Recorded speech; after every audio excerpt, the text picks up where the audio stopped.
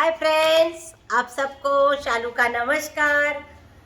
कल की कहानी फिर आज कंटिन्यू करेंगे। गोवा गोकाक चले गए थे और वहाँ से फिर हम वापस खानापुर आ गए। और तब तक मेरी बड़ी दीदी, छोटी दीदी, मामा जी, नानी सब आ गए थे मिलने के लिए। शादी तो हो गई लेकिन क्या करें, शादी के बाद फिर सब मिलने आ गए, सबको बहुत खुशी हो गई। और फिर ऐसे ही फिर एक दिन रहे उधर। और उसके बाद सबसे पहला क्वेश्चन उन्होंने शादी के बाद मुझे किया था कि आपको सब लोग शालू के नाम से बुलाते हैं, तो ये शालू का अर्थ क्या है? तो मैंने बोला उनको, शालू जो है वो मराठी में बोलते हैं लग्नाचा शालू।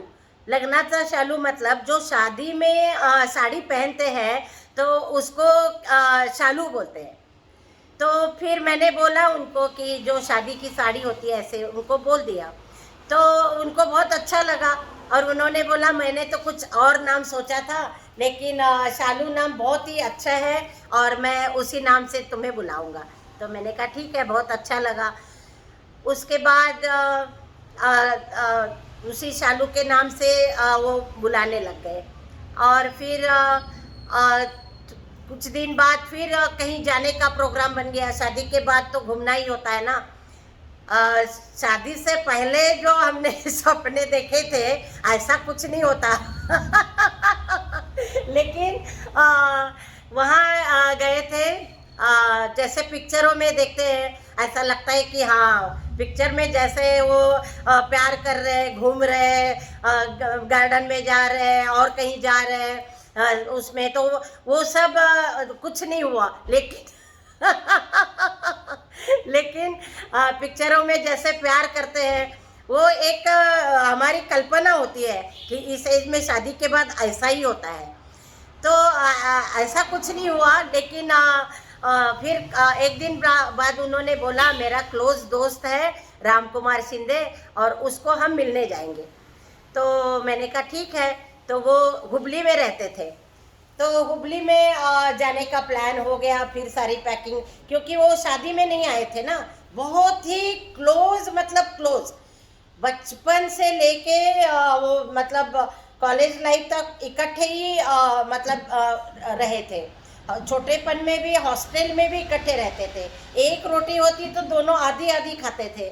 बोर्डिंग में चुपके चुपके दोनों एक साथ खाना शेयर करना और घूमने जाना और भी बहुत कुछ बातें वो बताते रहते थे। बिना का गीतमाला आता था तो हम एक होटल में जाते थे और वहाँ एक कप चाय लेके दोनों आधा आधा पीते पीते बिना का गीतमाला सुनते रहते थे। तो ऐसे बहुत सारी स्टोरीज है उनकी, और स्कूल लाइफ की, कॉलेज लाइफ की बहुत सारी कहानियाँ हैं।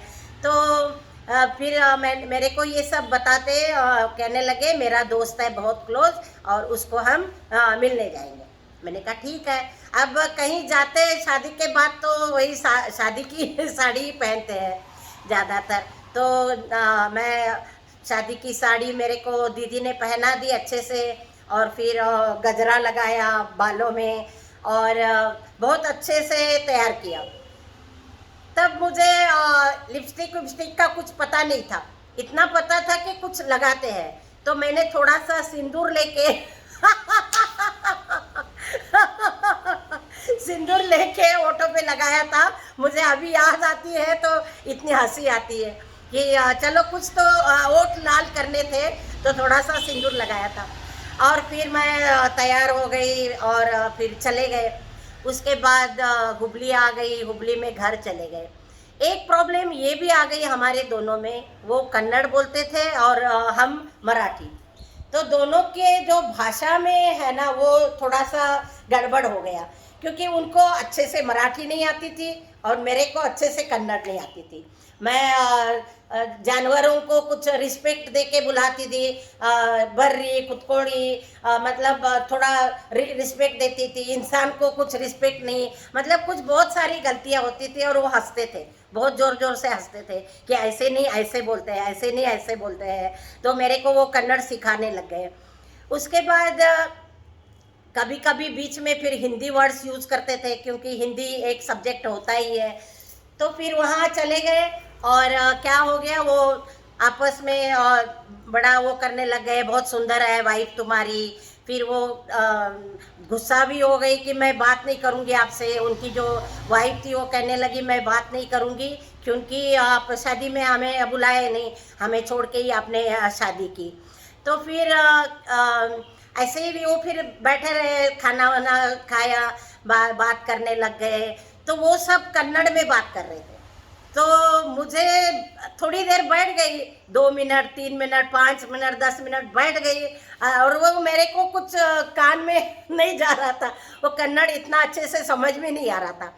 तो मैंने क्या किया, धीरे से बाहर आ गई, और वहाँ एक बड़ी सी साइकिल रखी थी, वो ऐसे उठाई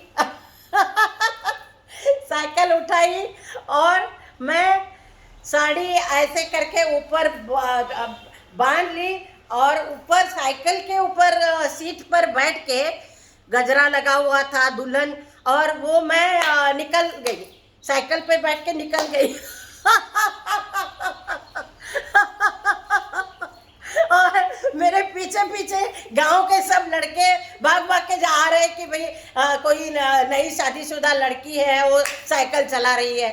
और फिर घर में पता चल गया, मैं साइकिल लेके गई तो वो भी पीछे से आ गए, शालू शालू कहाँ जा रही हो, इधर आओ। मैंने कहा आप बातें करो आप बातें करो, मुझे कन्नड़ समझ में नहीं आ रही है, और मैं थोड़ा साइकिल पे घूम के आती हूँ। और इतना वो टाइम अभी भी याद आता है, तो इतनी हंसी आती है। मैं साइकिल लेके पूरा गांव घूम के आ गई।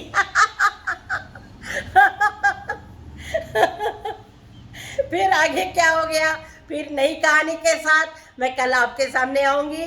तब तक के लिए नमस्कार, धन्यवाद आप सबका।